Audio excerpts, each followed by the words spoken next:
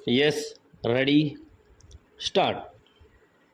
भारतवासियों, बहनों और भाइयों, मैं आज आपको स्वतंत्रता दिवस की शुभकामनाएं देना चाहता हूं।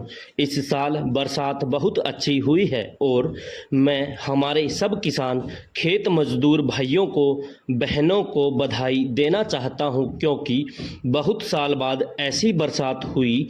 आज जब हम सोचते हैं पिछले सालों का और हम आगे देखते हैं, क्योंकि 15 अगस्त को हमें दोनों बातें करनी चाहिए। एक तरफ हमें आगे देखना है भविष्य की तरफ कि देश को कहाँ ले जाना है, हमारी जनता को कैसे आगे बढ़ाना है, और दूसरी तरफ हमें देखना है कि हम कैसे रास्ते से निकल कर आए हैं और कैसा सुधार हो सकता है भविष्य में।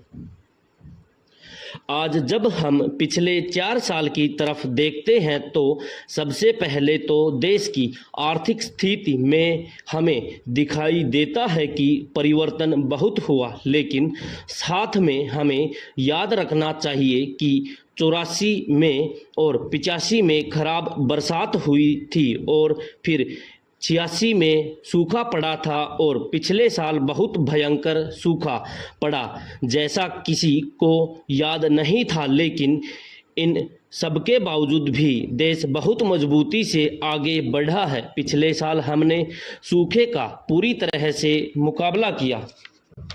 दिल्ली से, केंद्र से हमने पहले ध्यान देना शुरू किया और हमने बहुत सख्ती से कार्यवाही की। हमारी पूरी कोशिश थी कि जहां तक सूखे की समस्या हो, हम राजनीति को बीच में न लाएं और हमारा ध्यान पूरा लोगों की तरफ जाए, जनता की तरफ जाए, उनकी तरफ रहे जो सूखे के दबाव के नीचे झुक रहे थे, जिनको मदद की ज़रूरत थी। हमने पिछला साल इसी काम में लगाया। हमारा पूरा ध्यान जनता की तरफ था। हम और चीज़ों में डूबे हुए नहीं थे और क्योंकि हमने पूरा ध्यान दिया, भारत इस भयंकर सूखे से निकला है और हमारी विकास की गति रुकी नहीं, थोड़ी धीमी जरूर हुई, लेकिन तब भी हम आगे बढ़े हैं और मजबूती से आगे बढ़े हैं। दुनिया ने देखा भारत ने कैसे इस सूखे का मुकाबला किया और दुनिया समझ गई है कि भारत अब एक मजबूत देश बन गया है, बहुत बड़े बड़े संकटों का सामना कर सकता है। कोई भी भारत को आज दबा नहीं सकता है, रोक नहीं सकता है। मैं आज उन सब लोगों को मुबारकबाद देना चाहता हूं जिन्होंने इस सूखे के मुकाबले में अपना कंधा लगाया था, काम लिया था, चाहे वो राजनीति में हों, चाहे प्रशासन में हों, चाहे दूसरे वॉलंटरी ऑर्गेनाइजेशंस में थे। लेकिन सबसे ज़्यादा बधाई मैं किसानों को और खेत मजदूरों को देना चाहता हूं, उन सूखे इलाकों के जिन्होंने बहुत दृढ़ता से उसका मुकाबला किया था। मैंने कहा कि सूखा पड़ा था, लेकिन तब भी देश का विकास नहीं रुका, देश तब भी तेजी से आगे बढ़ा है। इसी तरह से भारत का औद्योगिकरण भी तेजी से होता रहा है, हमने उसे रुकने नहीं दिया। पहली बार ऐसी मुश्किल से निकलते हुए देश आगे बढ़ा है, विकास की गति रुकी नहीं।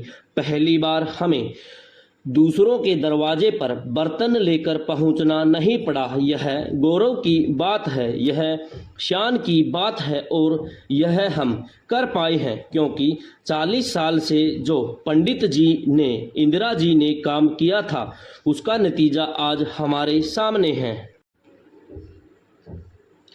इन कठिनाइयों से निकलते हुए भी हमने गरीबों की तरफ अपना ध्यान कम नहीं किया। हमारे गरीबी हटाने के कार्यक्रमों को हमने और मजबूत किया और बहुत तेज़ी से लागू किया, चाहे महिलाओं के लिए थे, चाहे बच्चों के लिए विकास के कार्यक्रम थे, चाहे हरिजन आदिवासियों के लिए कार्यक्रम थे, हमने बहुत मजबूती से लागू करे हैं।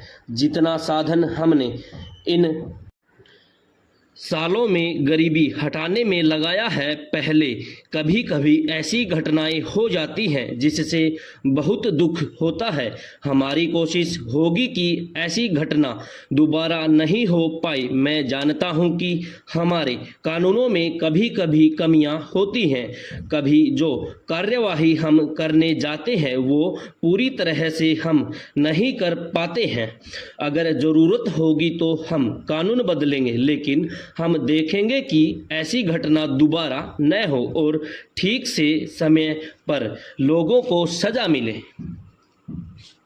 इसी तरह से हमें देखना है कि अल्पसंख्यकों को पूरा मौका मिले आगे बढ़ने का, देश बनाने में अपना हाथ लगाने का।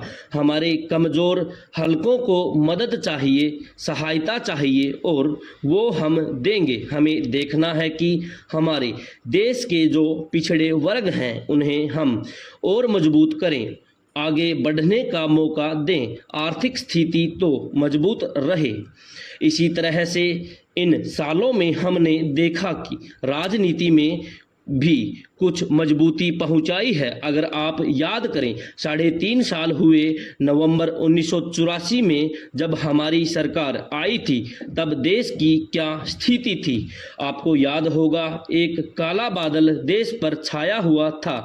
लोगों के दिल में, मन में एक ही प्रश्न था कि देश का क्या होगा, भारत एक रहेगा कि भारत टूट जाएगा।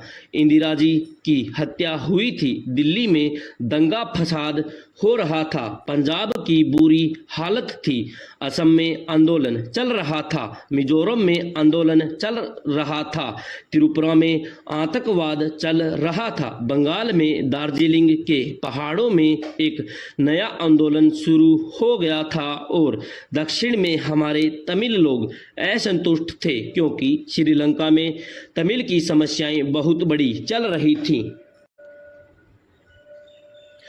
आज अगर हम देखें तो बहुत सुधार आया है। श्रीलंका में एक समझौता हुआ है, हमारी उम्मीद है कि जल्दी से पूरा होगा। पंजाब में भी बहुत परिवर्तन हुआ है, लेकिन जितना हम चाहते थे वो नहीं हो पाया है। अगर हम देखें पंजाब को 84 में देखें तो आप देखेंगे कि कितना फर्क है, वो भावना नहीं है। आज प्रशासन हमारे साथ मजबूती से चल रहा है। आज पंजाब की जनता देश के हक में खड़ी है।